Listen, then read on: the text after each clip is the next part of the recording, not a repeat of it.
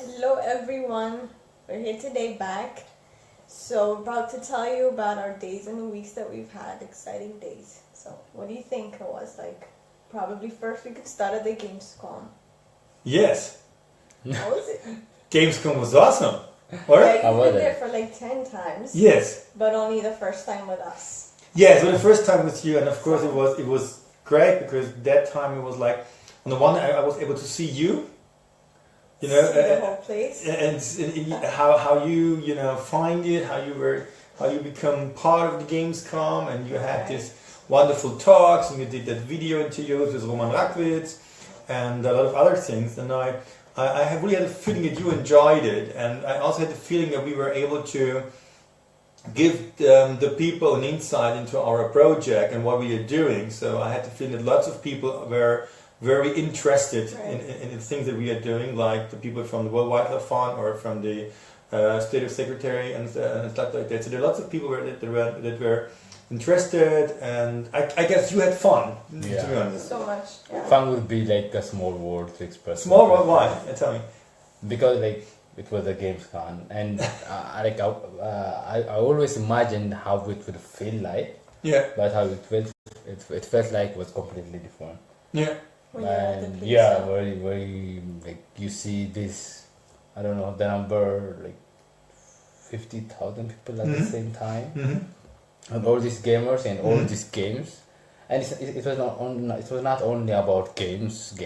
Like we had live projects being demoed. Yes. We had universities there Yes. showcasing their projects, and we have game labs, and we have the games as well. Yes. There were cosplays. Yes, it it was amazing. It was so much in just a small time. It was so amazing, like when you first travel with the train and you see people in like small tunnels like crowding and flooding and going into the Gamescom building, and we had trade visitor tickets, which means that we were able to see the games without no hustle, and that was splendid. Yeah. Absolutely. Yeah.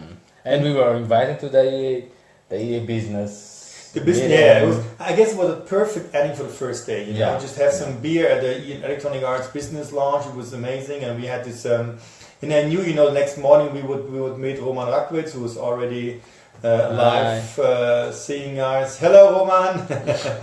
Greetings from Nuremberg, wherever you are. And we had this. It was. I think it was even interesting to have this kind of different activities. Like the first day was more experiencing and have some small meetings, and then we had this, of course, this late evening meeting with Electronic Arts in the lounge. The next day was about communication, about talking about this conference, and and of course these wonderful video interviews with Roman Rakwitz and Jörg Niesenhaus, which I found were really interesting. You can, I posted them on my blog. You posted them on Chewata-Awaqi channels. We had this wonderful panel discussion with you, and where even people came and said, "Now we understand what you're doing, and it's amazing." Exactly. Yeah. It was called "Making the World a Better Place." Yeah. So it was. It included a person from the WWFF and from the foreign ministers of Germany, and also from Bits. Yeah, I don't know the word. The company. Yeah. So it was just a combination of people who wanted to make the world a better place. Yeah. But in every sector where they were doing it. So games for us, which we did in Ethiopia, was part of it, and we were honored to explain what that was about. Super cool. Absolutely, and I totally believe this is something that I learned from this panel. By talking about our project every day. The more we talked about, the more I had the feeling that we find a way how to communicate the core of it and the reason why we are doing something. So we need to figure out which is the best way for the people understanding what we are doing. Yeah. By the way, there is something. Can you really what making the world a better place, a never-ending story, but it started at Chewata-Awaqi. Yes, absolutely. Yeah. Yes, and I'm very happy that we had this meetings on the third day. Yeah. Especially, of course, this very short, tiny little meeting with the guys from Wits University in South Africa. Yeah. Something will happen in the future with these guys. We had this wonderful meeting with Electronic Arts. I really appreciate. Really, you know, Martin Lorber. He really has so much things to do, and he spent more than 1 hour. More than an hour. And answering all your questions and stuff. Yes. And he has so many good ideas and supporting us. Yeah. So therefore, many thanks for Electronic Arts. It was amazing. Yeah. And also we met the guys who are from the Optimum, right? Yeah. Yeah. Really cool guys who are really open to see what the futures of Create or Chewata-Awaqi holds, and so many connections we met there. Yeah. And we of course we met some people from the Goethe Institut. They were also there, and we had the possibility to talk with them. What do you think? What was the most interesting thing? Well, just despite the activities that we had, but was there anything at the Gamescom where you would say this for me it was the most exhausting, most powerful, most interesting thing, if there is any? Yeah, like for me, it's like one thing was bothering me the whole time. Right. How do you create such huge industry, because that's where every key lies. Yeah. Because you see this. I don't know, for the 4 or the 5 days of Gamescom, there are going to be more than 300,000 people there. Yeah. So it all started somewhere, I believe. Yeah. So the biggest battle with myself I was doing the entire time I was there is how do you create this movement? How do you create such an intertwined game makers, game players, education, like universities and businessmen? How do you bring all this together and create this game industry? That's like $1 billion game industry. But do you really believe that it's something you have to build? Because what I always had in mind is, finally, I have the feeling that the game industry just triggers this cultural technique. It's nothing new. Finally, it's like when I work with younger people and we create games or gamification things or something like this, I always find out that finally the ability to play it is something that they do every day finally. The only thing is they never reflect on that. So I guess that what the games industry is doing finally, it just triggers something which is already there. Right. But it gives the people the feeling that this is something very cool. So it's not only the game itself. The games itself are based on game mechanics like motivation strategies and a good feedback system, a target system. But on the other side, there's also this industry who's connected to that culture. Right. And it's like I guess that is totally different to reading books, because reading books is something you need to learn, but playing games is something we already know.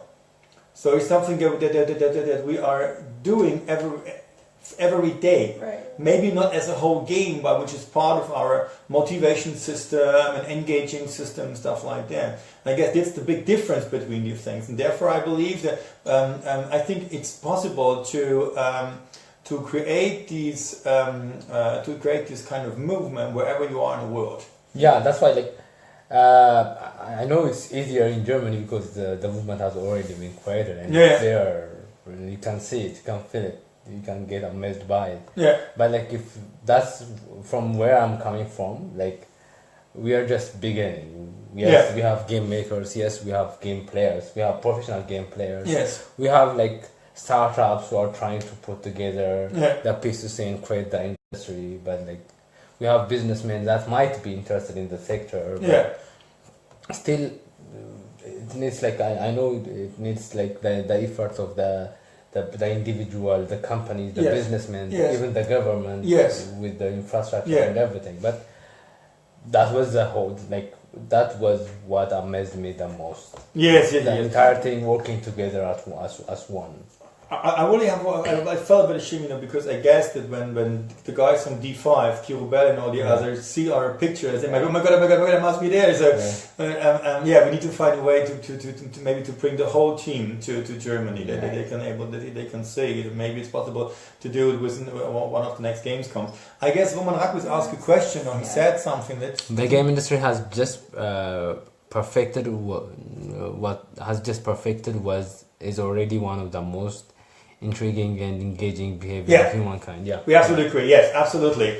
And I guess it's I guess this is that's the reason why it is so funny that all industries, they spend lots of money in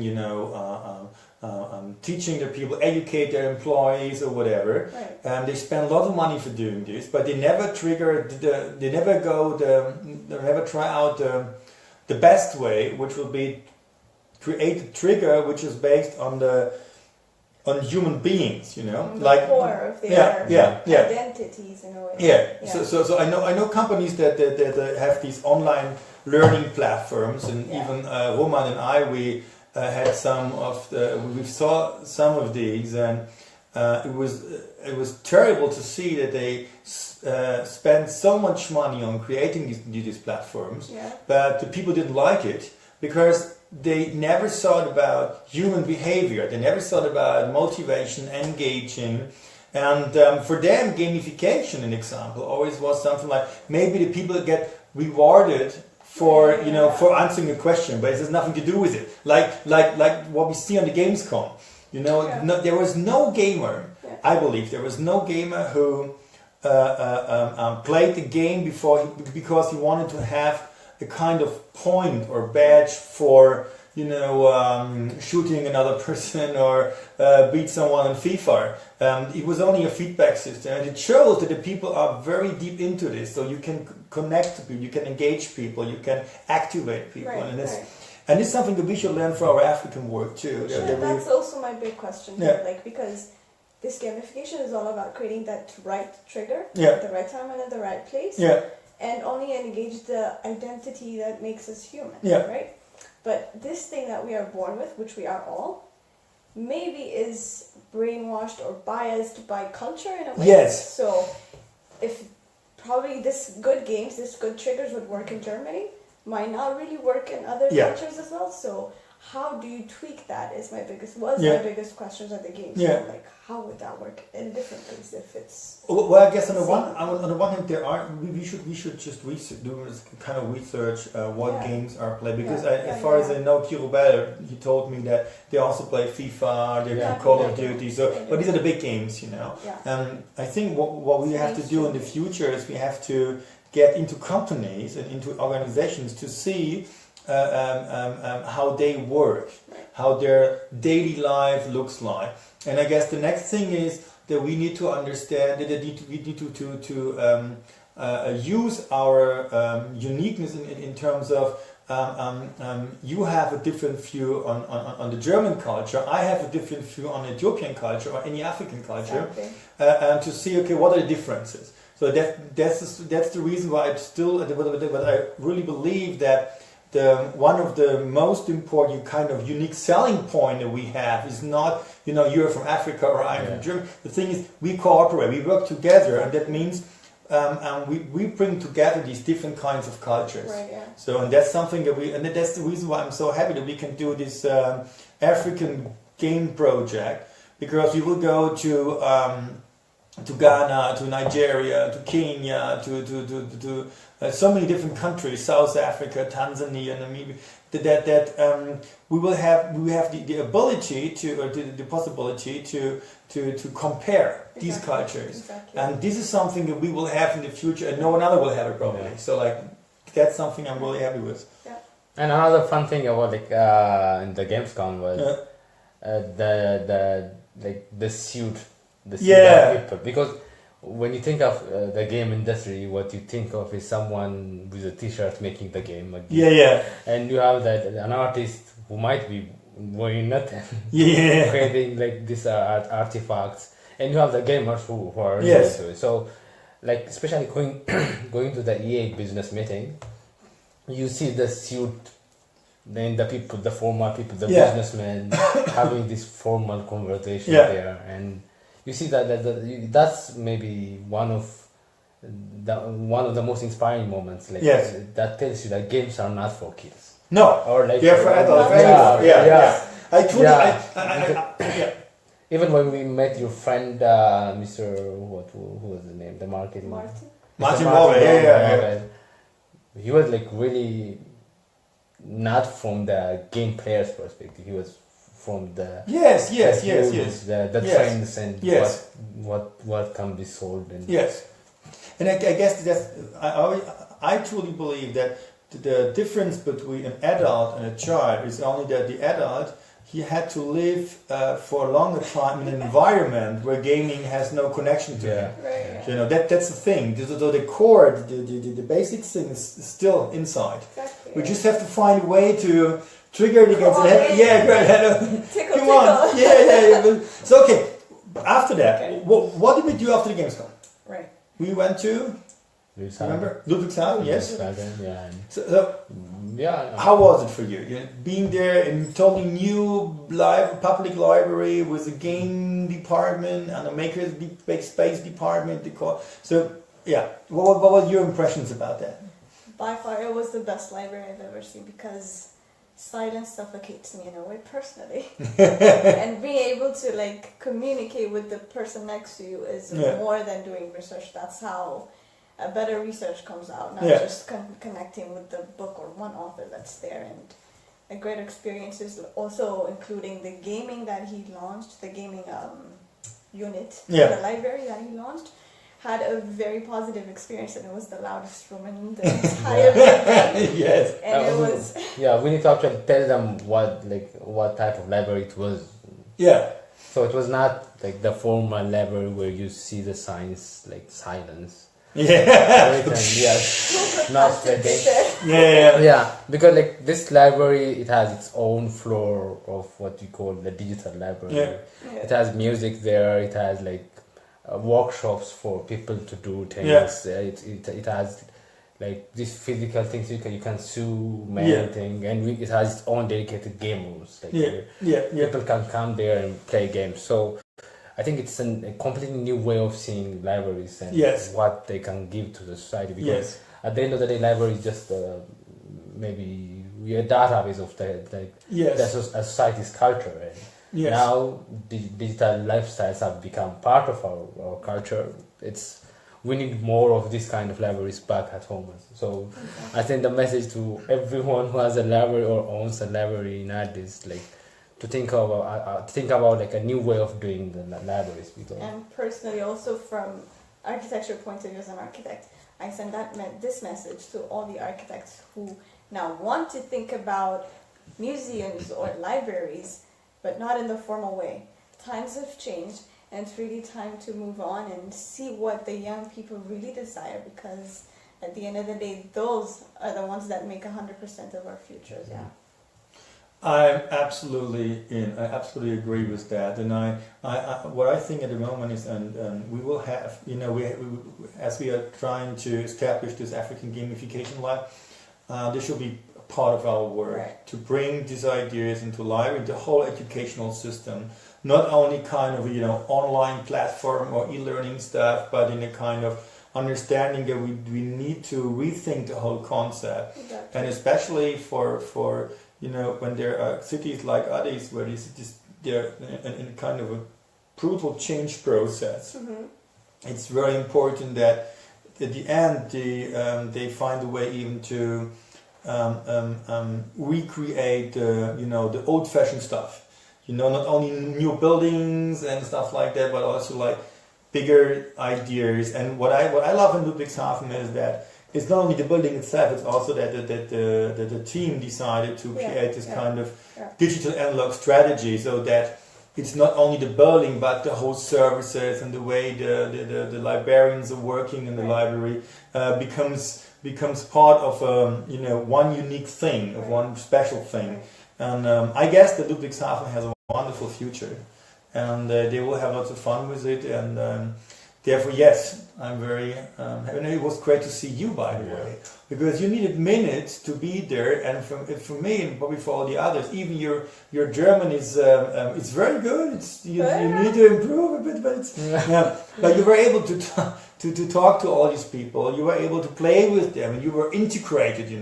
I never had the feeling that you are sitting just aside and just waiting what's happening. So you were in. So I had one moment where I left the building and I came back, and you were playing with all the people, talking to them and stuff. You had the other people, the adults, they were talking to you and stuff like that. So I really had the feeling that this digital part of the library also made it a kind of more open to cultural ideas, to new forms of communication, and be more open-minded, I guess. I believe this doesn't work in a place where there are only books and some signs for being silent. Exactly, yeah. At the end of the day, the biggest lesson there was from this guy talking to people and conversation with other people that were attending.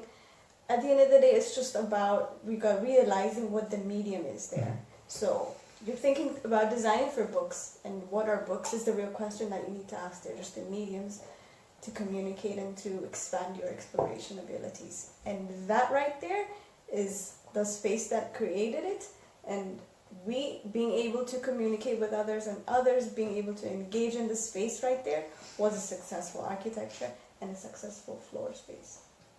And you said you gave one of your most inspirational speeches there, right? Yeah. And I love that. Maybe you can say it, maybe we will quote it one day from Christoph Day. You said you used a particular phrase to end it. Yeah. So maybe if you can say it in German and maybe do some translation. You mean for my speech? Yeah, you said you ended with the speech. My speech? The thing is, when they opened the library, there was a kind of a special party, and I was asked to hold one of the speeches. And what I said at the end was, ich gratuliere Ihnen zu Ihrer Vergangenheit, ich gratuliere Ihnen zu Ihrer Gegenwart und ich gratuliere Ihnen zu Ihrer Zukunft. Which is word translation is congratulations to your past, because this library has a very interesting past. And there is this guy Ernst Bloch, who's a very important philosopher in Germany, who I guess he founded a library, something like that. Then of course there is the present. That means the reason why I said congratulations to your present, because you can see the library right now. And at the end, congratulations to your future, because even we don't know how it will look like, but I guess they are prepared for that, and they are powerful, and that's what I said at the end of the speech. By the way, I still believe one of my best speeches ever, and no one recorded it. I'm sorry. Yes, you have recorded it. We're just not showing him. You'll need to buy it one day. I need to buy it. Yeah. Good. That's good. Okay. All right. So and then the next day we were very tired. To be honest, I was tired too. Super tired. But we had only one night in Nuremberg, and then we went back to Braunschweig. Right. Yeah. So what about Braunschweig? What about that time? What do you this time? How was it? It was unlike the previous cities we've seen, like Hanover. Yeah. Or Ludwigshafen, or what was that like? They were it was somehow a silent city. Yeah. But we can see it's one of the most the fanciest city out there, and we met this awesome people. I can't use the word awesome, right? Yeah. From the Braunschweig Foundation, and we participating in your next project would be make yourself feel at home. Yeah. That's the temporary name for making refugees that are in Germany to feel like they're still at home. Yeah. So it's a really great idea. I mean, we're part of the project making process. Yes. We were important part. Yeah. Went through the places they had in mind to put in the game, and we saw it, and it was really amazing. Especially our moment in Fano. The one? Yeah, Fano. Yeah, Fano was amazing, and for you especially because it was touched. For people who don't know, Fano is this architecture designed by Zaha Hadid, who just passed away recently, and it was magnificent. And I can't even begin to explain because it'll take time. And it's sad how the world doesn't know that much about the Fano Yeah, they should go there. But you know, I guess these days in Braunschweig they proved the theory that we had about 10 minutes ago or something like that, where you said about understanding the differences in the culture in Germany, or Europe and Africa. So to be able to create projects in Africa that work, even that it also work well, but based on this culture. And what you see now is, as it was your job to have a different view on all these ideas and the project. And this was something I'm very grateful for, because it really helped us, to see that. And of course we had fun. Yeah. And we've been to a very special holy place. Remember? Who wants to go first? Nah, not really. Like I'm not. You've been there. Well, you don't have to talk anything about. You don't have to talk about what you have eaten. It's just. Yeah. It's just. We were supposed to have an amazing experience there, but the sad part is we actually lost the game. No, we didn't lose. It was just. Yeah, like that draw is allowed and lose, like if you're really a good fan. Yeah. So not winning means yeah. But the place was De Wahre Liebe, which is a sports bar, finally only made for fans from Eintracht Braunschweig, the best club in the world. And the thing is that it's directly at the stadium, and we had dinner, and we had some beers. And we were seeing the game, some beef ribs. Yeah, beef ribs. And yes, it was. I mean, we had fun, and I promised you we're gonna find a way. Maybe this time or the next time when you're in Germany to see us. It's just too much. Like we've been through a lot. Just to put it in maybe a 30-minute video. Yes. Maybe we're going to do some recap and do other yes, we do. This is just a short, yeah. the short for what happened the last days, and we were working the last 2 days. We're just working here. Yeah. Go on with our strategy and stuff like that, and next week we go to Berlin. So hello Berlin! If there's anyone who wants to see us, meet us, the cool cats, be here. Yeah. Yeah. Just send us a message. Yeah, Chewata-Awaqi is coming. Chewata-Awaqi is coming to Berlin. So. Lots of people came to Berlin, but now Chewata-Awaqi is coming. So we're going to grace it with our presence. Yes. Yes. If anybody wants to get into on their untamed side and be Chewata-Awaqi for the moment, and so feel the gamified presence, then join us. Yes. On Chewata-Awaqi.com. Yeah. Right. Or you can follow us on our Facebook page. Yes. Chewata-Awaqi. On Twitter. Now on Twitter. And Chewata_Awaqi. And also on Instagram and all other media. All right. Now we go. Yeah. What else? No. Now it's time for weekend, for resting, for better weather conditions, I think. Yeah. And we wish everyone a wonderful weekend. We will together one or the other way. We will do some work. We will have some fun. Yeah. We're just doing that serious stuff. So every serious stuff has maybe in the background some fun in it. So maybe you can get to see our fun package later. It's therefore you have to play a special game, and if you make it to level 25, you'll be rewarded by the untold stories. The untold stories. Okay. Bye Cheerio, to everyone. bye-bye. And you switch on the end. It's no, right. That's perfect.